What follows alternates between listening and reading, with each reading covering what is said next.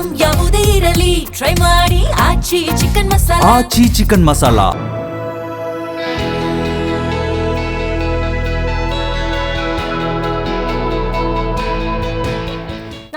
ವಿಶೇಷ ಕಾರ್ಯಕ್ರಮಕ್ಕೆ ಸ್ವಾಗತ. ನಾನು ಸುನಿಧಿ ಮಂಜುನಾಥ್.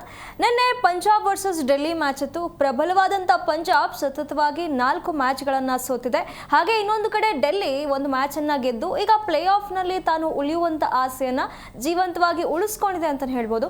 ಇನ್ನೊಂದು ಕಡೆ ಇವತ್ತು GT ವರ್ಸಸ್ SRH ಮ್ಯಾಚ್ ಇದೆ. ಎರಡೂ ಕೂಡ ಪ್ರಬಲವಾದಂಥ ತಂಡಗಳು. ಇಬ್ಬರ ಮಧ್ಯೆ ಯಾರು ಗೆಲ್ತಾರೆ ಅನ್ನುವಂಥ ಕುತೂಹಲ ಕೂಡ ತುಂಬ ಜೋರಾಗಿದೆ. ಇದೆರಡೂ ಒಂದು ಕಡೆ ಆದರೆ ಇನ್ನೊಂದು ಕಡೆ ಯಾರು ಗೆದ್ರೆ ಯಾರು ಸೋತ್ರೆ ನಮ್ಮ RCBಯ ಪ್ಲೇ ಆಫ್ ಜರ್ನಿ ಯಾವ ರೀತಿಯಾಗಿ ಇರುತ್ತೆ ಎಲ್ಲವನ್ನ ಚರ್ಚೆ ಮಾಡ್ತಾ ಹೋಗೋಣ. ಇದೇ ಈ ಹೊತ್ತಿನ ವಿಶೇಷ IPL ಕಿಕ್.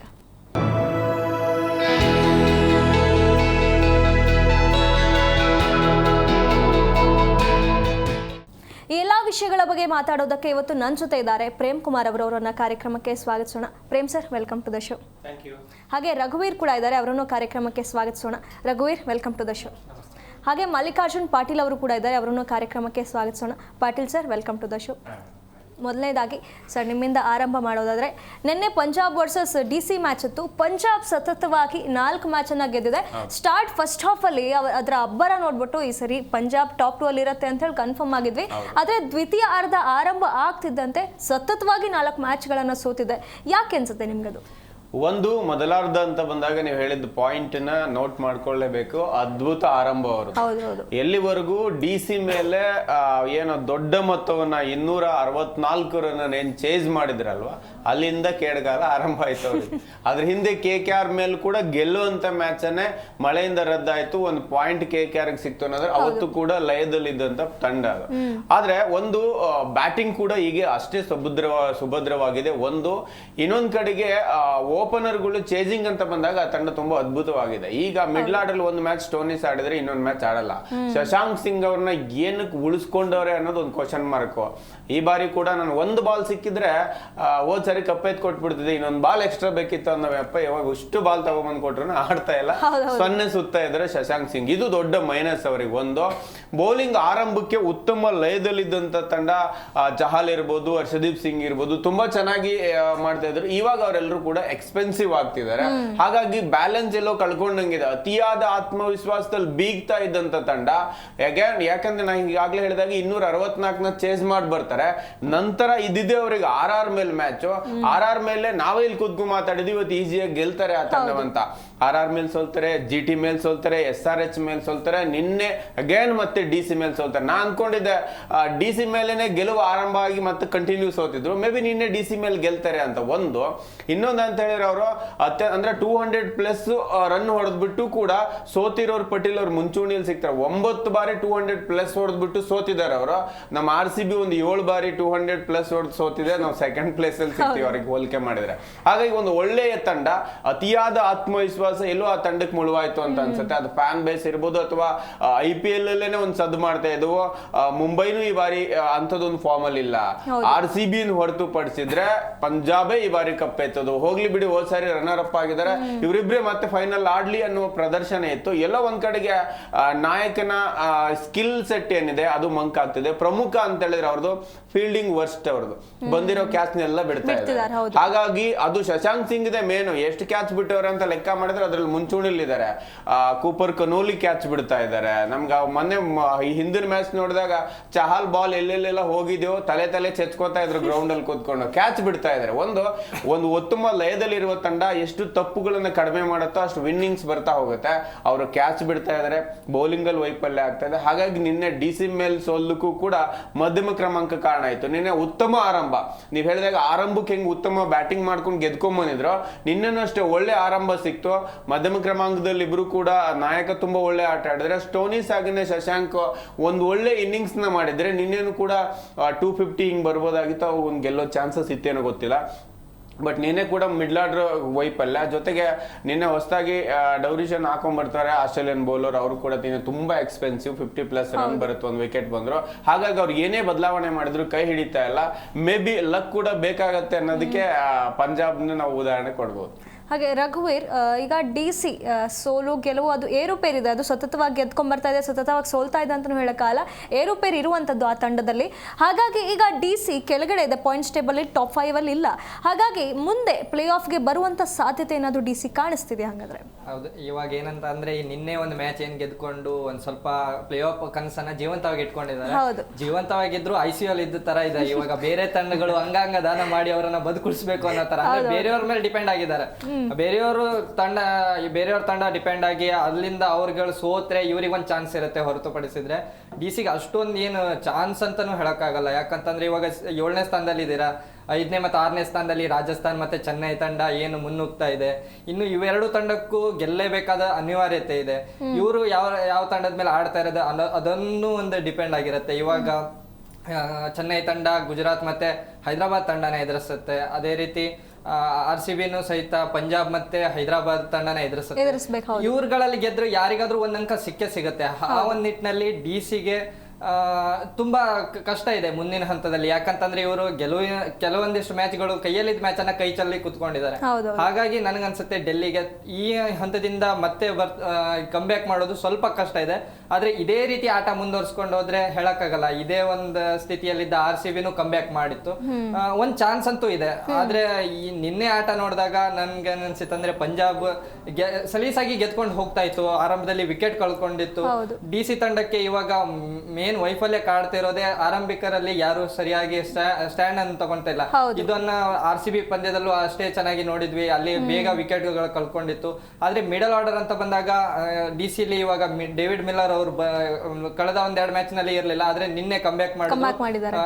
ತಂಡನ ಗೆಲ್ಸೋದಕ್ಕೆ ಯಾವ ರೀತಿ ಅವ್ರ ಕಡೆಯಿಂದ ಕಾಣಿಕೆ ನೀಡ್ಬೇಕಿತ್ತಲ್ಲ ಅದನ್ನ ಅವರು ಕಂಪ್ಲೀಟ್ ಆಗಿ ನೀಡಿ ತಂಡನ ಗೆಲ್ಲುವಂತಹ ಸ್ಥಿತಿಯಲ್ಲಿ ತಂದು ಕೊಟ್ಟು ವಿಕೆಟ್ ಅನ್ನ ಒಪ್ಸಿ ಹೋಗಿರ್ತಾರೆ. ಇನ್ನು ಆಶುತೋಷ್ ಶರ್ಮಾ ಅಂತ ಹೇಳಕ್ ಬಂದಾಗ ಹೌದು, ಅಂಡರ್ ರೇಟೆಡ್ ಪರ್ಫಾರ್ಮೆನ್ಸ್ ಇವ್ರದೊಂದು ಚಿಕ್ಕ ಕ್ಯಾಮಿಯೋ ಇರುತ್ತೆ. ಡೆಲ್ಲಿ ತಂಡನ ಯಾವ ರೀತಿ ಗೆಲ್ಲುವಂತ ಹಂತದಲ್ಲಿ ಇರುತ್ತಲ್ಲ, ಇವ್ರ ಕ್ಯಾಮಿಯೋ ಏನೋ ಚಿಕ್ಕದಾಗಿರ್ಬೋದು, ಆದ್ರೆ ಅಮೌಂಟ್ ಅನ್ನ ದೊಡ್ಡ ಅಮೌಂಟೇ ಕೊಟ್ಟು ಹೋಗಿರ್ತಾರೆ. ನಿನ್ನೇನು ಅಷ್ಟೇ ಚೆನ್ನಾಗಿ 10 ಬಾಲಲ್ಲಿ 24 ಏನ್ ಕ್ರೂಷಿಯಲ್ ಮೂಮೆಂಟ್ ಇತ್ತು ಅದನ್ನ ಎಷ್ಟು ಚೆನ್ನಾಗಿ ನಿಭಾಯಿಸ್ಕೊಂಡು ಹೋಗ್ತಾರೆ ಅಂದ್ರೆ ಅಶುತೋಷ್ ಶರ್ಮಾ ಚೆನ್ನಾಗಿರೋ ಪರ್ಫಾರ್ಮೆನ್ಸ್ ಅನ್ನೇ ಕೊಟ್ಕೊಂಡು ಬರ್ತಾ ಇದ್ದಾರೆ. ಕಳೆದ 2-3 ಸೀಸನ್ ಇಂದ ಅವ್ರ ಬ್ಯಾಟ್ ಇಂದ ಚೆನ್ನಾಗಿರೋ ಪರ್ಫಾರ್ಮೆನ್ಸ್ ಬರ್ತಾ ಇದೆ. ಅದು ಅಂದ್ರೆ ಡೆತ್ ಓವರ್ ನಲ್ಲಿ. ನಿನ್ನೆ ಓವರ್ ಆಲ್ ಆಗಿ ನೋಡಕ್ ಹೋದಾಗ DC ಗೆ ಇವಾಗ ಆರಂಭಿಕರಲ್ಲಿ ಏನಾದ್ರೆ KL ರಾಹುಲ್ ಮತ್ತೆ ಚೆನ್ನಾಗಿರೋ ಪರ್ಫಾರ್ಮೆನ್ಸ್ ಬಂದ್ರೆ DC ಗೂ ಒಂದ್ ಚಾನ್ಸ್ ಇದೆ ಅಂತ ಹೇಳಕ್ ಇಷ್ಟಪಡ್ತೀನಿ. ಅದ್ರ ಜೊತೆ ಪಂಜಾಬ್ಗೆ ಎಲ್ಲ ಅಂತಂದ್ರೆ ಸರ್ ಹೇಳ್ದಂಗೆ ಹೌದು, ನಾಯಕನಲ್ಲಿ ಒಂದ್ ಸ್ವಲ್ಪ ಕೊರತೆಗಳು ಕಾಡ್ತಾ ಇದಾವೆ. ಎಲ್ಲರೂ ಏನ್ ಅನ್ಕೊಂಡ್ಬಿಟ್ಟಿದ್ವಿ, ಇಲ್ಲ ಪಂಜಾಬ್ ಚೆನ್ನಾಗಿರೋ ಪರ್ಫಾರ್ಮೆನ್ಸ್ ನೀಡ್ಕೊಂಡು ಬರ್ತಾ ಇದೆ ಅಂತ. ಆದ್ರೆ ನನಗನ್ಸುತ್ತೆ ನಿನ್ನೆ ಕ್ಯಾಪ್ಟನ್ ನಿಂದನೇ ವೈಫಲ್ಯ ಕಾಣ್ತು.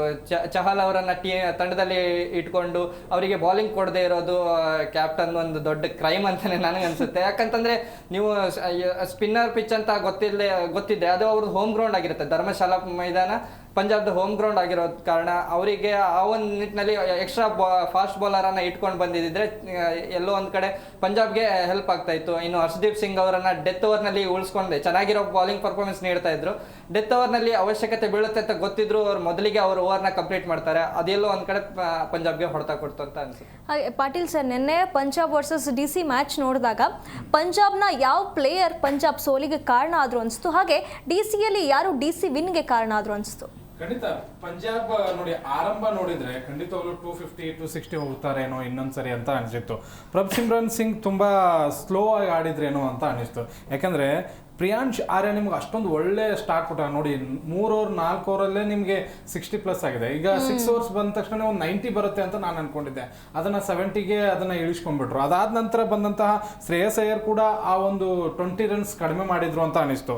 ಇಲ್ಲ ಆರಂಭದಲ್ಲಿ ಸ್ಲೋ ಆಡಿದ್ರು, ಕೊನೆಗೆ ಬಂದಂತಹ 3 6 ಅವ್ರ ಕೈ ಹಿಡಿದ್ರೆ ಬಿಟ್ರೆ ಅವ್ರ ಆಟ ನನಗೇನು ಅಷ್ಟರ ಮಟ್ಟಿಗೆ ಇಂಪ್ರೆಸಿವ್ ಆಗಿಲ್ಲ. ಮತ್ತು ಕಣ್ಣಲ್ಲಿ ಪ್ರತಿ ಮ್ಯಾಚಲ್ಲೂ ಕೂಡ ಆ 200 ಸ್ಟ್ರೈಕ್ ರೇಟ್ನ ಏನು ಮೇಂಟೈನ್ ಮಾಡ್ತಾ ಇದ್ರಲ್ಲ ಅದನ್ನ ಮಾಡಲಿಲ್ಲ. 27 ಬಾಲಲ್ಲಿ 38, ಅಲ್ಲೆಲ್ಲೋ ಸ್ಕೋರ್ ಕಡಿಮೆ ಆಯಿತು. 230 240 ಆಗುವಂಥ ಸ್ಕೋರು 210ಗೆ ಕಟ್ಟಿ ಹಾಕ್ತೇನೋ ಅಂತ ಅನಿಸ್ತು. ಕೊನೆಗೆ ಬಂದಂತಹ ಸೂರ್ಯಾಂಶ್ ಅವ್ರೊಂದು ಸ್ವಲ್ಪ ಕೈ ಹಿಡಿದಿದ್ದಕ್ಕೆ ಒಂದು ಸ್ವಲ್ಪ 200 ರೀಚ್ ಆಯ್ತಿರಲಿಲ್ಲ, 200 ಆಗ್ತಿರ್ಲಿಲ್ಲ. ಅದು ಅಲ್ಲಿ ಬ್ಯಾಟಿಂಗಲ್ಲಿ ವೈಫಲ್ಯ ಹೊಂದಿದ್ರೆ ಬಾಲಿಂಗಲ್ಲೂ ಕೂಡ ತುಂಬಾ ತಪ್ಪುಗಳನ್ನು ಮಾಡಿದ್ರು. ಬಾಲಿಂಗ್ ಇನ್ನೊಂದು ಕಡೆ ಇಟ್ಟರೆ ಫೀಲ್ಡಿಂಗ್ ಅಂತೂ ಇಷ್ಟು ಥರ್ಡ್ ಕ್ಲಾಸ್ ಆಗಿದೆ. ಅವಾಗಲೇ ಪ್ರೇಮ್ ಹೇಳ್ತಾ ಇದ್ರು, ಇಷ್ಟು ಖರಾಬ್ ಫೀಲ್ಡಿಂಗ್ ಇದ್ದಾಗ ಗೆಲ್ಲೋದಕ್ಕೆ ಸಾಧ್ಯನೇ ಇಲ್ಲ. ನೀವು ಕ್ಯಾಚಸ್ ವಿನ್ ಮ್ಯಾಚಸ್, ಕ್ಯಾಚ್ಗಳನ್ನು ಬಿಡ್ತಾ ಹೋದ್ರೆ ಮ್ಯಾಚ್ಗಳನ್ನು ಗೆಲ್ಲೋದಕ್ಕೆ ಸಾಧ್ಯನೇ ಇಲ್ಲ. ಅದ್ರ ಜೊತೆಗೆ ಓವರ್ ಥ್ರೋ ಹಾಕ್ತಾ ಇದ್ದಾರೆ, ಮತ್ತೆ ಕ್ಯಾಚ್ ಹಾಳಾಗಿ ಹೋಗ್ಲಿ ಫೀಲ್ಡಿಂಗ್ ಕೂಡ ಸರಿಯಾಗಿ ಮಾಡ್ತಾ ಇಲ್ಲ. ಫಸ್ಟ್ ಬಾಲೇ ಬೌಂಡ್ರಿ ಹೋಗುತ್ತೆ ಮಿಸ್ ಫೀಲ್ಡಿಂಗ್ ಇಂದ. ಒಂದು 15-16 ರನ್ ಅದರಲ್ಲಿ ಹೋಗಿದೆ, ಮತ್ತೆ ಎಕ್ಸ್ಟ್ರಾ 17 ರನ್ ಕೊಟ್ಟಿದ್ದಾರೆ. ಆ ಒಂದು 17 ರನ್ ಕೂಡ ಕ್ರೂಷಿಯಲ್ ಆಯ್ತು. ಇನ್ನು ಬಾಲಿಂಗ್ ಬಂದ್ರೆ ಹರ್ಷದೀಪ್ ಅವ್ರನ್ನ ಬಿಟ್ರೆ ಎಲ್ಲರೂ ಕೂಡ ಎಕ್ಸ್ಪೆನ್ಸಿವ್ ನೋಡಿ. ಎಷ್ಟು ಹಾಕೋರು 4 ಓವರಲ್ಲಿ 55 ಕೊಟ್ರೆ ಜಾನ್ಸನ್ ಯಾಕೆ ತಗೋತಾ ಇದಾರೆ ಅನ್ನೋದು ಗೊತ್ತಿಲ್ಲ. ಪ್ರತಿ ಮ್ಯಾಚಲ್ಲೂ ಓಡಿಸ್ಕೊತಾ ಇದ್ದಾರೆ. 4 ಓವರಲ್ಲಿ 45, ಆಮೇಲೆ ಬೆನ್ 4 ಓವರಲ್ಲಿ 51. ಸ್ಟೋನಿಸ್ನಂತೂ ಬೇಕಾಗೇ ಇಲ್ಲ. ಇಂಥ ಪಿಚ್ಚಲ್ಲಿ ಸ್ಟೋನಿಸ್ ಕೊಟ್ರೆ ಖಂಡಿತವಾಗ್ಲೂ ಹೊಡಿತಾರೆ ಅಂತ ನಾನು ಅನ್ಕೋತೀನಿ. ಆಲ್ಮೋಸ್ಟ್ ಎಲ್ಲ ವಿಭಾಗದಲ್ಲೂ ಕೂಡ ತಪ್ಪುಗಳ ಮೇಲೆ ತಪ್ಪುಗಳನ್ನು ಮಾಡಿದ್ದಾರೆ ನಿನ್ನೆ ಪಂಜಾಬ್. ಒಂದೇನು ಅಂತಂದ್ರೆ ಇವರು RCB ಮೇಲೆ ಒಂದು ಟ್ರೋಲ್ ಮಾಡಿದ್ರು, 6ಕ್ಕೆ 6 ಗೆದ್ದ ಮೇಲೆ ಅದ್ರ ಜೊತೆ ಮಳೆದೊಂದು ಪಾಯಿಂಟ್ ಇತ್ತು, 49 ಅಂತ ಹೇಳಿ ಒಂದು ಟ್ರೋಲ್ ಮಾಡಿದ್ರು. ಅದಾದ ನಂತರ ಕಂಟಿನ್ಯೂ ಸೋತವ್ರೆ. ಅದಕ್ಕೆ ಹೇಳಿದ್ದು ದೇವ್ರ ಹತ್ರ ಯಾವತ್ತು ಕೈ ಮುಗಿದಿರ್ಬೇಕು, ಹಿಂಗೆ ಕಣ್ಣೆತ್ತಿ ನೋಡಿದ್ರೆ ಖಂಡಿತವಾಗ್ಲೂ ಹಿಂಗೆ ಆಗತ್ತೆ ಅಂತ ಹೇಳಿ. ಓಕೆ, ಇನ್ನು DC ಬಂದ್ರೆ DC ನಮ್ಮ ರಘು ಹೇಳಿದ ICU ಇದೆ ಅಂತ. ನಾನು ಹೇಳ್ತೀನಿ ICU ಇದೆ, ಬಟ್ ವೆಂಟಿಲೇಟರ್ ಮೇಲೆ ಇಟ್ಟಿದ್ದಾರೆ ಅಷ್ಟೇ. ಸಾಯುತ್ತೆ ಇನ್ನೊಂದು 2 ದಿನದಲ್ಲಿ. ಅದು ಹೆಂಗೆ ಅಂತಂದ್ರೆ ಡಾಕ್ಟರ್ ಹೇಳ್ತಾ ಇದಾರೆ, ಇಲ್ಲ ರೀ ಹೋಗಿದೆ, ಸುಮ್ಮನೆ ಇರಬೇಕು ಅನ್ನೋ ಕಾರಣಕ್ಕೆ ಇಟ್ಟಿದೀವಿ ಅಂತ ಹೇಳಿ. ಇನ್ನು 2 ದಿವಸಕ್ಕೆ ಹೋಗುತ್ತೆ. DC ಖಂಡಿತವಾಗ್ಲೂ ಬರೋಕ್ಕಾಗಲ್ಲ, ಬರಬಾರ್ದು ಕೂಡ. ಯಾಕಂದ್ರೆ ಇಷ್ಟು ಕೆಟ್ಟದಾಗ ಪರ್ಫಾರ್ಮೆನ್ಸ್ ಕೊಟ್ಟವರು ನೀವು ಕ್ವಾಲಿಫೈ ಆಗ್ತೀರಾ ಪ್ಲೇ ಆಫಿಗೆ ಅಂದ್ರೆ ಅದು ಆಶ್ಚರ್ಯ. ಅದು ಎಲ್ಲರೂ RCB ಆಗಕ್ಕೆ ಸಾಧ್ಯನೇ ಇಲ್ಲ. RCBಗೆ ಅವಾಗ ಒಂದು ಕ್ವಾಲಿಟಿ ಇತ್ತು, ನಮಗೆ ಯಾರು ವಿರಾಟ್ ಕೊಹ್ಲಿ ಅಂತ ಒಂದು ಬ್ಯಾಕ್ ಬೋನ್ ಇತ್ತು, ಮತ್ತೆ ಒಳ್ಳೆ ಒಳ್ಳೆ ಪ್ಲೇಯರ್ಸ್ ಇದ್ರು. ಇಲ್ಲಿ ಅಂತ ಪ್ಲೇಯರ್ಸ್ಗಳು ಯಾರು ನನಗೆ ಕಾಣಿಸ್ತಾ ಇಲ್ಲ ನೋಡಿ. ಇದು ಸತ್ತಂತ ಮ್ಯಾಚ್ ಇದೆ, ಅದು ಹೆಂಗೆ ಗೆದ್ರು ನನಗೆ ಗೊತ್ತಾಗ್ತಾ ಇಲ್ಲ. KL ರಾಹುಲ್ ಔಟ್ ಆಗಿದ್ದಾರೆ, ಅಭಿಷೇಕ್ ಪೋರೆಲ್ ಔಟ್ ಆಗಿದ್ದಾರೆ, ಆಮೇಲೆ ಸಹಿಲ್ ಔಟ್ ಆಗಿದ್ದಾರೆ, ಸ್ಟಬ್ಸ್ 4 ವಿಕೆಟ್ ಹೋಗ್ಬಿಟ್ಟಿದೆ. ಅದಾದ ನಂತರ ಯಾವತ್ತೂ ಆಡದೆ ಇರುವಂತಹ ಅಕ್ಷರ್ ಪಟೇಲ್ ನಿನ್ನೆ ಅತಿ ವೇಗದ ಅರ್ಧ ಶತಕ. ಈ ಒಂದು ಪೂರ್ತಿ IPL ನಲ್ಲಿ ಡಕೋಟೆಲ್ ಕೂತಂತ ಮಿಲ್ಲರ್ಗೆ ಅವಕಾಶ ಕೊಡ್ತಾರೆ, ಅವರು ಕೂಡ ಹೊಡಿತಾರೆ. ಮತ್ತೆ ಅದಕ್ಕಿಂತ ನನಗೆ ಹೆಚ್ಚಿಗೆ ಶಾಕ್ ಆಗಿದ್ದು ಮಾಧವ್ ತಿವಾರಿ ನೋಡಿ. ಇದೇ ಮೊದಲ ಪಂದ್ಯದಲ್ಲಿ ಅವ್ರಿಗೆ ಅವಕಾಶ ಕೊಡ್ತಾರೆ. ಬಾಲಿಂಗ್ ನಲ್ಲೂ ಕೂಡ 2 ವಿಕೆಟ್ ತಗೋತಾರೆ, ಮತ್ತೆ ಬ್ಯಾಟಿಂಗ್ ನಲ್ಲೂ ಕೂಡ ಕಾಂಟ್ರಿಬ್ಯೂಷನ್ ಕೊಡ್ತಾರೆ. ಮತ್ತು ಅಶುತೋಷ್ ಶರ್ಮಾ ಆಸ್ ಯೂಶುವಲ್ ಅವರ ಒಂದು ಫಿನಿಶಿಂಗ್ ತುಂಬಾ ಚೆನ್ನಾಗಿ ಮಾಡಿಕೊಟ್ರು. ಈ ರೀತಿಯಾದಂತಹ ಒಂದು ಕಾಂಟ್ರಿಬ್ಯೂಷನ್ ಖಂಡಿತವಾಗ್ಲೂ ಆ DC ಕೈ ಹಿಡಿತು. ಎಲ್ಲೋ ಸೋತು ನಾನಂತೂ ಎಕ್ಸ್ಪೆಕ್ಟ್ ಮಾಡಿರಲಿಲ್ಲ. ನಿನ್ನೆ 100% ನಾನು ಪಂಜಾಬೇ ಗೆಲ್ಲುತ್ತೆ ಅನ್ನೋದು ಎಲ್ಲರಿಗೂ ತಿಳಿಯಿತು. IPL ಇಷ್ಟು ಫಾಲೋ ಮಾಡಿದವ್ರಿಗೆ ಎಲ್ಲರಿಗೂ ಗೊತ್ತಿರುತ್ತೆ 99% ಪಂಜಾಬ್ ಗೆಲ್ತಾರೆ. ಬಟ್ ಎಲ್ಲೋ ಅವರ ಓವರ್ ಕಾನ್ಫಿಡೆನ್ಸ್ನಿಂದ ಅವ್ರು ಸೋತರು. DCಗೆ ಒಂದು ಲಕ್ ಇತ್ತು, ನಾನು ಈಗಲೂ ಅನ್ನೋಲ್ಲ ಅವ್ರು ಡಿಸರ್ವ್ ಇದ್ರು ಅಂತ. ಲಕ್ಕಲ್ಲಿ ಆ ಮ್ಯಾಚ್ನ ಗೆದ್ರು ಅಂತ ಆಗುತ್ತೆ. ಹಾಗೆ ಸರ್, ಈಗ ನಾವು SRH ಮತ್ತು GT ಮ್ಯಾಚ್ ಇವತ್ತಿದೆ, ಅದ್ರ ಬಗ್ಗೆ ಮಾತಾಡೋದಾದ್ರೆ ಎರಡೂ ಕೂಡ ತುಂಬ ಸ್ಟ್ರಾಂಗೆಸ್ಟ್ ಟೀಮ್ಗಳು. ಎರಡರ ಪೈಪೋಟಿ ಯಾವ ರೀತಿಯಾಗಿ ಇರತ್ತೆ ಅಂತ ನಿಮ್ಗೆ ಅನ್ಸುತ್ತೆ? ಒಂದು ಮೇಡಮ್, ಎರಡೂ ಕೂಡ 14 ಅಂಕಗಳನ್ನ ಪಡ್ಕೊಂಡಿದ್ದಾವೆ. ಎರಡೂ ಕೂಡ 11 ಮ್ಯಾಚ್ಗಳನ್ನ ಆಡಿ 7ರಲ್ಲಿ ಗೆದ್ದು 4 ಕಳ್ಕೊಂಡಿದ್ದಾವೆ. ಲಿಟ್ಲ್ ಬಿಟ್ ಅಂದ್ರೆ ಸ್ಟ್ರೈಕ್ ಇದರ ಆಧಾರದ ಮೇಲೆ ಒಂದು ಸ್ಥಾನ, 3ನೇ ಸ್ಥಾನದಲ್ಲಿ GT ಇದ್ರೆ 2ನೇ ಸ್ಥಾನದಲ್ಲಿ SRH ಇದೆ. SRH ಕಂಬ್ಯಾಕ್ ನ ಖುಷಿ ವ್ಯಕ್ತಪಡಿಸಬೇಕು. ಯಾಕಂತ ಹೇಳಿದ್ರೆ ಈ ತಂಡ ಒಂದ್ 2 ಜನ ಆಟಗಾರ ನಂಬ್ಕೊಂಡಿದೆ. ಅವರಿಬ್ರು ಹೊಡೆದ್ರೆ ಬಂದ್ರೆ ಬೆಟ್ಟ, ಇಲ್ಲ ಅಂದ್ರೆ ಇಲ್ಲ ಅನ್ನೋ ತರ ಇರೋ ತಂಡವನ್ನ ಪ್ಯಾಟ್ ಕಮಿನ್ಸ್ ಸೇರ್ಕೊಂಡು ಮೇಲೆ ಆಯ್ತು ಅದೇನೋ ಗೊತ್ತಿಲ್ಲ. ಯಾಕಂದ್ರೆ ಕೆಲವೊಬ್ಬರ ಲಕ್ ಕೂಡ ಡಿಪೆಂಡ್ ಆಗಿರುತ್ತೆ. ನಂತರ ಪರ್ಫಾರ್ಮೆನ್ಸ್ ಕೂಡ ತುಂಬಾ ಇಂಪಾರ್ಟೆಂಟ್ ಆಗುತ್ತೆ ಅಲ್ಲಿ. ಯಾಕೆ ಅಂತ ಹೇಳಿದ್ರೆ ಈ ಒಂದು ಪರ್ಫಾರ್ಮೆನ್ಸ್ ಆಧಾರ ಹೇಗಿದೆ ಅಂತ ಹೇಳಿದ್ರೆ, ನೀವು ಒಂದು ಹೈಯೆಸ್ಟ್ ರನ್ನರ್ ಅಲ್ಲಿ ಎತ್ಕೊಂಡ್ರೆ ನಿಮಗೆ ಅಭಿಷೇಕ್ ಬರ್ತಾರೆ. ಆಲ್ಮೋಸ್ಟ್ ಆಗಿ ನಮಗೆ ಕಾಂಪಿಟೇಷನ್ ಮಿಡ್ಲ್ ಆರ್ಡರ್ ಬ್ಯಾಟ್ಸ್ಮನ್ ಕ್ಲಸರ್ನು ಅಲ್ಲೇ ಇದ್ದಾರೆ, ಕಿಶನ್ ಕಾಣ ಸಿಗ್ತಾರೆ ನಿಮಗೆ. ಇನ್ನು ಆಲ್ರೌಂಡರ್ ಪ್ರದರ್ಶನ ಅಂತ ಬಂದಾಗೂ ಕೂಡ ಅಷ್ಟೇ ಒಳ್ಳೆಯ ಪರ್ಫಾರ್ಮೆನ್ಸ್ ನೀಡ್ತಾ ಇದ್ದಾರೆ. ಇನ್ನು ಜೊತೆಗೆ ಅವರಿಗೆ ದೇಸಿ ಬೌಲರ್ಗಳು ಏನಿದಾರಲ್ವಾ, ಮಲಿಂಗ ಅಂತ ಬೌಲರ್ಗಳು ತುಂಬಾ ಚೆನ್ನಾಗಿ ಬೌಲ್ ಮಾಡ್ತಾರೆ. ಅನ್ಕ್ಯಾಪ್ಟ್ ಬೌಲರ್ ಆದ್ರೂ ಕೂಡ ಒಳ್ಳೆ ಸೀಮರ್ ಅವರಿಗೆ ಹೆಲ್ಪ್ ಮಾಡ್ತಾ ಇದ್ದಾರೆ. ಇನ್ನೊಂದು GT ಕೂಡ ಅಷ್ಟೇ ಮಧ್ಯಮ ಕ್ರಮಾಂಕದ ವೈಫಲ್ಯದಿಂದ ಸೋಲ್ತಾ ಇತ್ತು. ಯಾವಾಗ ಹೋಲ್ಡರ್ ಅಲ್ಲಿ ಆಡ್ ಆನ್ ಆಗ್ತಾರೋ ಅಲ್ಲಿಂದ ಆಚೆಗೆ ಅದು ಕೂಡ ತುಂಬಾ ಇಂಪ್ಯಾಕ್ಟ್ ಮಾಡುತ್ತೆ. ಅಲ್ಲಿಂದ ಆಚೆಗೆ ತುಂಬಾ ಒಳ್ಳೆಯ ಪರ್ಫಾರ್ಮೆನ್ಸ್ ನೀಡುತ್ತೆ. ಅದು ಕೂಡ ನಂತರ ಗೆದ್ಕೊಂಡ್ ಬರುತ್ತೆ. ಜೊತೆಗೆ ಒಂದು ಡ್ಯಾಶಿಂಗ್ ಓಪನರೇ ಇಲ್ಲ ಅಂತ ಹೇಳಿ ತಂಡ GTಗೆ ನಮಗೆ, ಆದ್ರೂ ಕೂಡ ತುಂಬಾ ಲಯದಲ್ಲಿ ಆಡ್ಕೊಂಡು ಬರ್ತಾ ಇದ್ದಾರೆ. ಈ ಒಟ್ಟಾರೆಯಾಗಿ ವಿನ್ನಿಂಗ್ ಪರ್ಫಾರ್ಮೆನ್ಸ್ ಚೆನ್ನಾಗಿದೆ ಅವ್ರದ್ದು ಕೂಡ. ನಿಮಗೆ ಒಂದು ಫಿನಿಶರ್ ಹಂತಕ್ಕೆ ಬರುವಂತವ್ರು ಬ್ಯಾಟಿಂಗ್ ಲೈನಪ್ ಇಲ್ಲ. ಶಾರುಖ್ ಖಾನ್ ಇಲ್ಲ, ತೆವಾಟಿ ಆಡ್ತಾ ಇಲ್ಲ. ರಶೀದ್ ಖಾನ್ ಅಂತೂ ಬ್ಯಾಟಿಂಗ್ ಅಲ್ಲಿ ಅವ್ರ ಜಲಕ್ಕೆ ತೋರಿಸ್ತಾ ಇಲ್ಲ. ಈಗ ನಿನ್ನೆ ಅಶುತೋಷ್ ಆಡಿದ್ರಲ್ವಾ, ಅದೇ ತರದ ಬ್ಯಾಟಿಂಗ್ ನ ನೋಡ್ತಾ ಇದ್ವಿ ರಶೀದ್ ಖಾನ್ ಇಂದ. ನಿನ್ನೆ ಅದನ್ನು ಈಗ ಇತ್ತೀಚೆಗೆ ಆ ಬ್ಯಾಟ್ ಸದ್ದು ಮಾಡ್ತಾ ಇಲ್ಲ. ಬಟ್ ಅವ್ರು ಏನ್ ಮಾಡ್ತಾರೆ, ವಿಕೆಟ್ ಬೀಳದೆ ಹೋದ್ರು ರಶೀದ್ ಖಾನ್ ಒತ್ತಡವನ್ನು ಹಾಕ್ತಾ ಇದ್ದಾರೆ. ಡಾಟ್ ಬಾಲ್ ಗಳನ್ನ ಹೆಚ್ಚು ಮಾಡೋ ಮೊರೆ ಹೋಗ್ತಾರೆ. ಅವಾಗ ಎದುರಾಳಿ ತಂಡದ ಬ್ಯಾಟ್ಸ್ಮನ್ ಗಳು ಹಿಟ್ ಮಾಡಲೇಬೇಕಾದ ಅಗತ್ಯ ಬಿದ್ದಾಗ ವಿಕೆಟ್ ಬೀಳ್ತಾ ಇದೆ. ಇನ್ನೊಂದು ಹೋಲ್ಡರ್ ಬಟ್ಲರ್ ಬ್ಯಾಟಿಂಗ್ ಮತ್ತೆ ಬೌಲಿಂಗ್ ಎರಡರಲ್ಲೂ ಕೂಡ ಅವ್ರಿಗೆ ಕಮಾಲ್ ಮಾಡ್ತಿದ್ದಾರೆ, ಇದು ಪ್ಲಸ್ ಆಗಿದೆ. ಟಾಪ್ 3 ಬ್ಯಾಟ್ಸ್ಮನ್ಗಳು ಯಾರಾದ್ರೂ ಒಬ್ರು ಕೈ ಹಿಡಿತಾನೆ ಇದ್ದಾರೆ. 3 ಜನರಲ್ಲೇ ನಿಮ್ಗೆ ಸಾಯಿ ಸುದರ್ಶನ್ ಆಡಿಲ್ಲ, ಬಟ್ಲರ್, ಗಿಲ್ ಯಾರೋ ಒಬ್ರು ತುಂಬಾ ಚೆನ್ನಾಗಿ ಆಡ್ಕೊಂಡ್ ಬರ್ತಾ ಇರೋದ್ರಿಂದ ಕ್ಲಾಸ್ ಪ್ಲೇಯರ್ಗಳು ಮಿಂಚುತ್ತಾ ಇದ್ದಾರೆ. ಇನ್ನೊಂದ್ ಕಡೆ SRH ನ ಇವತ್ತು ನೀವು ಪಾಯಿಂಟ್ ಟೇಬಲ್ ಆಧಾರದ ಮೇಲೆ ಕಟ್ ಹಾಕ್ಬೇಕಂದ್ರೆ ದೊಡ್ಡ ಸವಾಲೇ ಇದೆ. ಒಂದು ಸಿರಾಜ್ ಅಂತ ವಿಕೆಟ್ ಟೇಕಿಂಗ್ ಬೌಲರ್ ಇದರಲ್ಲಿ ಆರಂಭಿಕವಾಗಿ ಡ್ಯಾಮೇಜ್ ಮಾಡ್ತಾ ಇರೋದು. ಇತ್ತೀಚಿನ ಪಂದ್ಯಗಳಲ್ಲಿ ಅವ್ರು ಗೆದ್ದಾಗೆಲ್ಲ ಸಿರಾಜ್ ಓಪನರ್ ಬೇಗ ಡ್ಯಾಮೇಜ್ ಮಾಡ್ತಿದ್ದಾರೆ. ಸಿರಾಜ್ ಇರ್ಬೋದು, ಈಗ ಹೋಲ್ಡರ್ ಇರ್ಬೋದು, ಹಾಗೇನೆ ಪ್ರಸಿದ್ಧ ಕೃಷ್ಣ, ಈ ತರದ ಬೌಲರ್ಗಳ ಜೊತೆಗೆ ನಮಗೆ ಶರ್ಮಾ ಕೂಡ, ಅಶೋಕ್ ಶರ್ಮಾ ಕೂಡ ಒಳ್ಳೆ ಬೌಲಿಂಗ್ ಮಾಡ್ತಾರಲ್ಲ, ಅದು ಕೂಡ ಅವ್ರಿಗೆ ಪ್ಲಸ್ ಪಾಯಿಂಟ್. ಇನ್ನ ಸ್ಟಾರ್ ಸ್ಪಿನ್ನರ್ ಇರೋದ್ರಿಂದ ಇವರು SRH ಹೊಡಿಬಡಿ ದಾಂಡಿಗರನ್ನ ಹೇಗೆ ಕಟ್ ಹಾಕ್ತಾರೆ ಅನ್ನುವುದು ಇವತ್ತಿನ ಮ್ಯಾಚ್ ಅಲ್ಲಿ ಡಿಸೈಡ್ ಆಗುತ್ತೆ. ಜೊತೆಗೆ ಒಂದಿಷ್ಟು ತಂಡಗಳು ನೀವು ನೋಡಿದಾಗಿನೇ 12 ಪಾಯಿಂಟ್ ಅಲ್ಲಿ ಇರುವಂತದ್ದು ಇರ್ಬೋದು, 13 ಅಂಕಗಳ ಒಂದಿಗಿರೋದು, ಈಗ 14 ಅಂಕಗಳ ಜೊತೆಗಿರೋದು. ಈಗ ಮಿಸ್ಟೇಕ್ ಗಳನ್ನೇ ಮಾಡಬಾರ್ದು, ಆ ರೀತಿ ಮಿಸ್ಟೇಕ್ ಗಳು ಮಾಡದೆ ಗೆಲ್ಲುವಂತ ತಂಡ ಇವೆರಡರಲ್ಲಿ ಎರಡಕ್ಕೂ ಕೂಡ ಸಾಮರ್ಥ್ಯ ಇದೆ. ಬಟ್ ಒಂದ್ ವೇಳೆ ಟಾಸ್ ಮೊದಲು ಗೆದ್ರು ಅಷ್ಟೇ, ಚೇಜಿಂಗ್ ಅಲ್ಲಾದ್ರೂ ಅಷ್ಟೇ, ಅಭಿಷೇಕ್ ಶರ್ಮಾ ವೀಕ್ನೆಸ್ ಮೇಲೆ ಇವ್ರು ಆಡ್ಕೊಂಡ್ ಬರ್ಬೇಕು, ಹೆಡ್ ವೀಕ್ನೆಸ್ ಮೇಲೆ ಇವ್ರು ರೆಡಿಯಾಗಿ ಬರ್ಬೇಕು. ಇಲ್ಲ ಬ್ಲೈಂಡ್ ಆಗಿ ಹೋದ್ರೆ 100% SRH ಮುಂದಾಳತ್ವವನ್ನು ವಹಿಸ್ಬಿಡುತ್ತೆ. ಯಾಕಂದ್ರೆ ಹಾರ್ಡ್ ಹಿಟ್ಟರ್ ಇರೋದ್ರಿಂದ ನಿಮಗೆ 6H ಹೋಗೋದ್ರಿಂದ ಪ್ಲಸ್ ಆಗುತ್ತೆ.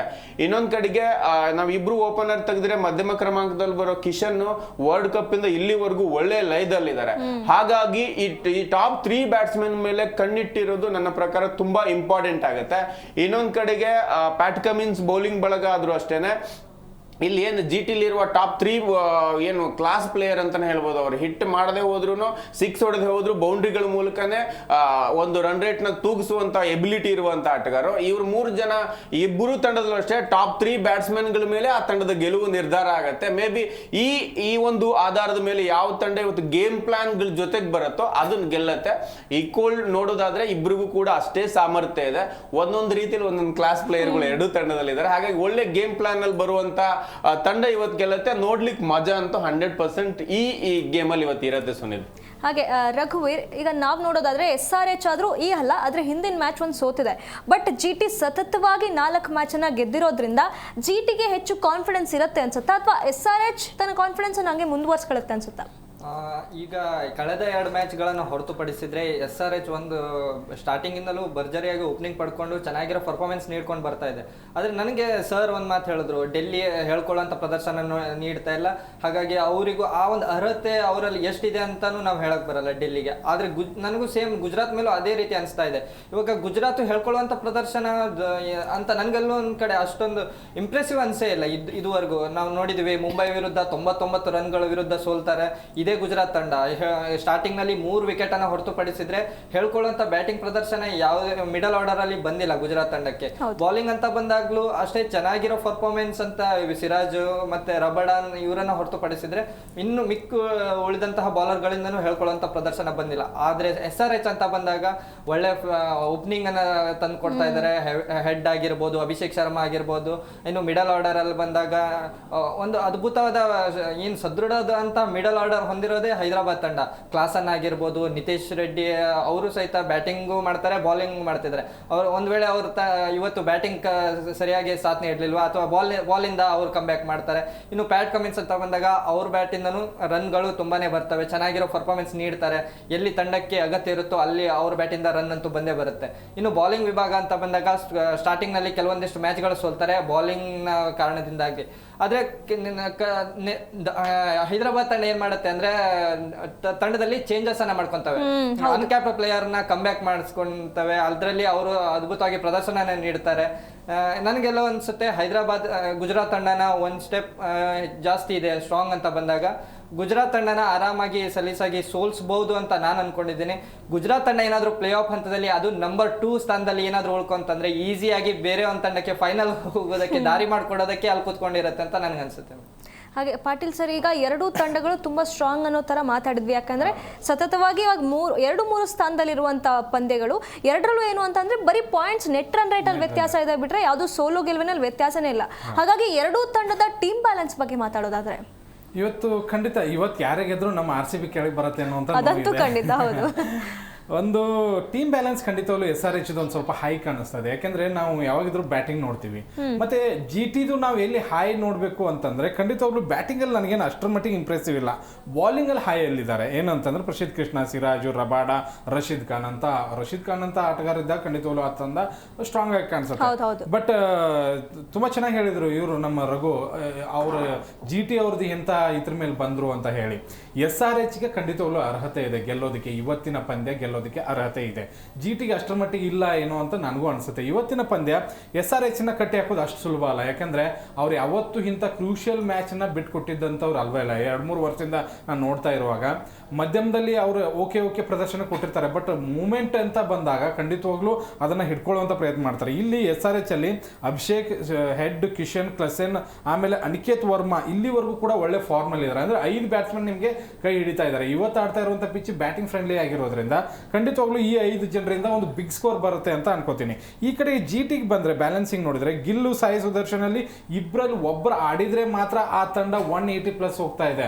ಇಬ್ರಲ್ಲಿ ಒಬ್ರು ಕೈ ಕೊಟ್ಟರು ಕೂಡ ಹೋಗ್ತಾನೆ ಇಲ್ಲ. ಅದು ಒಂದು ಬಟ್ಲರ್ ಒಂದು 10 ಮ್ಯಾಚಿಗೆ 2 ಸರಿ ಆಡ್ತಾರೆ, ಇನ್ನು 8 ಸರಿ ಫ್ಲಾಪ್ ಆಗ್ತಾರೆ. ವಾಷಿಂಗ್ಟನ್ ಸುಂದರ್ ಬಿಗಿನಿಂಗ್ಸು ಬರ್ತಾ ಇದೆ, ಅಂದ್ರೆ 15 ಬರ್ತಾ ಇದೆ, 16 ಬರ್ತಾ ಇದ್ದಾರೆ. But he is A match winner ಅಂತ ನೋಡಿದ್ರೆ ಖಂಡಿತವಾಗ್ಲೂ ಇಲ್ಲ ಅಂತ ಅನಿಸ್ತಾ ಇದೆ. ಎಲ್ಲೋ ಒಂದ್ ಕಡೆಗೆ ಹೋಲ್ಡರ್ ಆ ಒಂದು ಕೆಪಬಿಲಿಟಿನ ತೋರಿಸ್ತಾ ಇಲ್ಲ. ತಿವಾಟಿಯನ್ನ 2 ವರ್ಷದಿಂದ ಯಾಕೆ ಆಡಿಸ್ತಾ ಇದ್ದಾರೆ ಅನ್ನೋದು ನನಗೆ ಇನ್ನೂ ಗೊತ್ತಿಲ್ಲ. ಈ ಕಡೆ ತಿವಾಟಿಯ, ಆಮೇಲೆ ನಮ್ಮ ಕಡೆಗೆ ಸಿಮ್ರನ್, ಶಫರ್ಡು, ಆಮೇಲೆ ಜಿತೇಶ್, ಇವ್ರನ್ನೆಲ್ಲ ಆಡ್ಸೋದೇ ತಪ್ಪು ಅಂತ ಅನಿಸ್ತಾ ಇದೆ ನನಗೆ. ಬಟ್ ಬ್ಯಾಲೆನ್ಸಿಂಗ್ ಅಂತ ಖಂಡಿತವಾಗ್ಲೂ ನೀವು ಹೇಳಿದ ಇದಕ್ಕೆ ನೋಡಿದ್ರೆ SRH ಒಂದು ಸ್ವಲ್ಪ ಎಲ್ಲೋ ಮೇಲ್ಗೈ ಕಾಣಿಸ್ತಾ ಇದೆ. ಕ್ವಿಕ್ ಆಗಿ ಪ್ರೇಮ್ ಸರ್, ಇವತ್ತಿನ ಮ್ಯಾಚ್ ಯಾರು ಗೆಲ್ಬೋದು ಅನ್ಸುತ್ತೆ? ಇವತ್ತಿನ ಮ್ಯಾಚ್ 100% SRH ಗೆಲ್ಲುತ್ತೆ. ಹಾಗೆ ರಘು, ನಿಮ್ಮ ಪ್ರಕಾರ? SRH ಗೆಲ್ಲುತ್ತೆ. ಪಾಟೀಲ್ ಸರ್? SRH ಗೆಲ್ಲುತ್ತೆ. ಯಾಕಂದ್ರೆ ಬ್ಯಾಟಿಂಗ್ ಸ್ಟ್ರಾಂಗ್ ಇದೆ, ಬಾಲಿಂಗ್ನು ಒಂದು ಸ್ವಲ್ಪ ಸುಧಾರಿಸ್ಕೊಂಡಿದ್ದಾರೆ. ಆ ಕ್ಯಾಪ್ಟನ್ ಕಮ್ ಬ್ಯಾಕ್ ಖಂಡಿತವಾಗ್ಲೂ ಅದಕ್ಕೆ ಹೆಲ್ಪ್ ಮಾಡುತ್ತೆ ಅಂತ ಅನ್ಸುತ್ತೆ.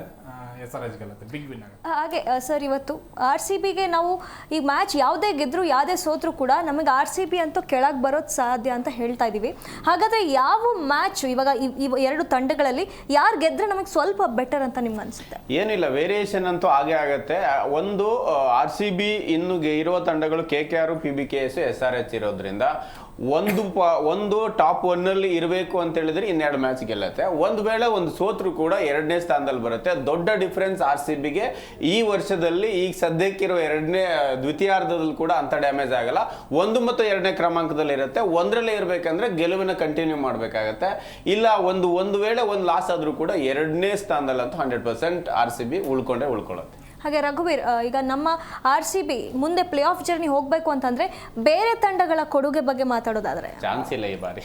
ಇಲ್ಲ, ಬೇರೆ ತಂಡಗಳ ಮೇಲೆ ನಿರ್ಣಾಯಕ ಆಗತ್ತೆ ಅಂತ ನನಗನ್ಸುತ್ತೆ. ಈಗ ಟಾಪ್ 2ದಲ್ಲಿ ಹೈದರಾಬಾದ್ ತಂಡ, ಗುಜರಾತ್ ತಂಡನ ಸೋಲ್ಸ್ಬೇಕಾಗಿರೋದು. ಇವಾಗ RCB ತಂಡಕ್ಕೂ ಒಂದು ಚಾನ್ಸ್ ಇದೆ, ಹೈದರಾಬಾದ್ ತಂಡನ ಸೋಲ್ಸಿ ನಂಬರ್ 1 ಸ್ಥಾನಕ್ಕೆ ಬರಬೇಕು. ಅದ್ರ ಜೊತೆ ಚೆನ್ನೈಗೂ 2 ಮ್ಯಾಚ್ ಇದೆ. ಚೆನ್ನೈ, ಗುಜರಾತ್ ಮತ್ತೆ ಹೈದರಾಬಾದ್ ತಂಡ ಇದೆ. ಏನಾದ್ರೂ RCB ಫ್ಯಾನ್ಸ್ ಇವಾಗ ಏನಾದ್ರೂ ಮಿರಾಕಲೇ ಆಗಿರ್ಬೇಕು. RCB ಫ್ಯಾನ್ ಏನಾದ್ರೂ CSKಗೆ ಸಪೋರ್ಟ್ ಮಾಡಿ CSK ಗೆಲ್ಲಬೇಕು ಅಂದ್ಕೊಂಡ್ರೆ ಗುಜರಾತ್ ಮತ್ತು ಹೈದರಾಬಾದ್ ಅನ್ನ ಸೋಲ್ಸೋದಂಗೆ ಏನಾದ್ರೂ ಆಯ್ತಂದ್ರೆ ಸಲೀಸಾಗಿ RCB ಟಾಪ್ 2 ಅಲ್ಲಿ ಟೂರ್ನಿನ ಎಂಡ್ ಮಾಡುತ್ತೆ. ಇನ್ನು ಅದ್ರ ಜೊತೆ ಟೂರ್ನಿಯಲ್ಲಿ CSKಗೂ ಒಂದು ಚಾನ್ಸ್ ಇರುತ್ತೆ ಅಂತ ನನಗನ್ಸುತ್ತೆ. ಹಾಗೆ ಪಾಟೀಲ್ ಸರ್, ಮುಂದಿನ ಜರ್ನಿ ಇವಾಗ RCB ಮುಂದುವರಿಬೇಕು ಅಂತಂದ್ರೆ ಒಂದು ಪರ್ಫೆಕ್ಟ್ ಟೀಮ್ ಅಂತ ಅಂದ್ರೆ ಯಾರೆಲ್ಲ ಇರಬೇಕು ಅನ್ಸುತ್ತೆ? ಟಾಪ್ 4 ಅಲ್ಲ, ಟಾಪ್ 4 ಅಲ್ಲಿ ಖಂಡಿತವಾಗ್ಲೂ SRH ಇರಲೇಬೇಕು, ಪಂಜಾಬ್ ಇರಲೇಬೇಕು, ಆಮೇಲೆ RCB ಮತ್ತೆ RR ನಾನು ಬೆಟರ್ ಅಂತ ಅನ್ಕೋತೀನಿ. ಅಲ್ಲ, ನಮ್ಮ ತಂಡದಲ್ಲಿ ಒಂದು ವ್ಯತ್ಯಾಸ ಆಗ್ಬೇಕು. ಫೈನಲ್ ಟೀಮ್ ನಮ್ಮ RCB ಫೈನಲ್ ಟೀಮ್, ನಮ್ಮ ಪ್ಲೇಯರ್ಸ್ ಏನ್ ಮಾಡಿದ್ರು ಅವ್ರು ಚೇಂಜ್ ಮಾಡಲ್ಲ. ನಾವು ಬಡ್ಕೊಂಡ್ರು ಕೂಡ ಅವ್ನು ಟಾಸ್ ಹಾರಿಸಿದಾಗ ಏನ್ ಚೇಂಜ್ ಮಾಡಿಲ್ಲ, 11 ಅವರೇ ಇದಾರೆ ಅಂತ ಹೇಳ್ತಾರೆ. ಬಟ್ ಚೇಂಜಸ್ ಏನ್ ಮಾಡ್ಬೇಕು ಅನ್ನೋದನ್ನ ಹೇಳ್ತೀನಿ. ಖಂಡಿತವಾಗ್ಲೂ ಶಫರ್ನ ಕೂರಿಸಿ, ಯಾಕಂದ್ರೆ ಅವಶ್ಯಕತೆ ಇಲ್ಲ. ಆತ ಒಳ್ಳೆ ಪ್ಲೇಯರು, ಒಳ್ಳೆ ಹಾರ್ಟೆಡ್, ಲಾಸ್ಟ್ ಟೈಮ್ ಗೆದ್ದಾಗ ಕಣ್ಣೀರೆಲ್ಲ ಹಾಕಿದ್ರು, ಒಳ್ಳೆ ಆಟಗಾರ. ಲಾಸ್ಟ್ ಟೈಮ್ ಅವ್ರ ಕಾಂಟ್ರಿಬ್ಯೂಷನ್ ಚೆನ್ನಾಗಿದೆ. ಹಾಗಂತ ಹೇಳಿ ನೀವು ಅವ್ರಿಗೆ ಅವಕಾಶಗಳನ್ನ ಪದೇ ವೈಫಲ್ಯ ಇದ್ದಾಗಲೂ ಕೊಡೋದಕ್ಕೆ ಹೋಗ್ಬೇಡಿ. ಅವ್ರಕ್ಕಿಂತ ಒಳ್ಳೆ ಪ್ಲೇಯರ್ ಇದ್ದಾರೆ ನಿಮ್ಗೆ. ಜಡಾನ್ ಕಾಕ್ಸ್ ಅಂತ ಒಳ್ಳೆ ಪ್ಲೇಯರ್ ಇದ್ದಾರೆ, ಅಂತವ್ರಿಗೆ ಅವಕಾಶಗಳನ್ನ ಕೊಡಿ. ಓಕೆ, ಜೇಕಬ್ ಬೆಥೆಲ್ ನಿಮ್ಗೆ ಆಡ್ತಾ ಇಲ್ಲ ಅಂದಾಗ ಅವ್ರನ್ನ ಕೂರಿಸಿ, ವೆಂಕಟೇಶ್ ಅಯ್ಯರ್ನ ಆಡಿಸಿ. ಅಲ್ಲಿ ಒಳ್ಳೆ ಓಪನಿಂಗ್ ಕೊಡ್ತಾರೆ ಅವರು ಕೂಡ. ನಿಮ್ಗೆ ಅವ್ರನ್ನ ಆಡಿಸಿದ್ರೆ ನಿಮ್ಗೆ ಜೇಕಬ್ ಡಫಿ ಬರ್ತಾರೆ ನೋಡಿ. ಬಾಲಿಂಗ್ ಹೆಂಗ್ ಸ್ಟ್ರಾಂಗ್ ಆಗುತ್ತೆ. Jacob Duffy, Hazlewood, Bhuvneshwar Kumar, Krunal, Suyash Sharma, ಇಂಥ ಬಾಲಿಂಗ್ ಪಡೆ ಸಿಗುತ್ತೆ. ಇದು ಯಾಕೆ ಅವ್ರಿಗೆ ತಲೆಗೆ ಬರ್ತಾ ಇಲ್ವೋ, ಅಥವಾ ಇದು ಏನಾದ್ರು ಮ್ಯಾನೇಜ್ಮೆಂಟ್ ಅಲ್ಲೇ ಇಲ್ಲ ಇವ್ರನ್ನೇ ಆಡಿಸ್ಬೇಕಂತ ಏನಾದ್ರು ಕಾಂಟ್ರಾಕ್ಟ್ ಮಾಡ್ಕೊಂಡಿರ್ತಾರೋ ಏನೋ ನನಗೆ ಗೊತ್ತಿಲ್ಲ. ನನ್ನ ಮಕ್ಕಳು ಪದೇ ಒಂದೊಂದ್ಸರಿ ಏನ್ ಅನ್ಸುತ್ತೆ ಅಂತಂದ್ರೆ ನಾವು ಲಾಸ್ಟ್ ಟೈಮ್ ಅಂತೂ ಶಫರ್ಡ್ ಕೂರಿಸ್ತಾರೆ ಅಂತ ಕನ್ಫರ್ಮ್ ಇದ್ದೆ ಹೌದೌದು. ನನಗೆ ನೋ ಚೇಂಜಸ್ ಅಂದಾಗ ತಲೆ ಕೆಟ್ಟೋಗ್ಬಿಟ್ಟಿದ್ದು ನನಗೆ. ಅಂತ ಬಕ್ವಾಸ್ ಟೀಮ್ ನ ರೆಡಿ ಮಾಡಬಾರ್ದು.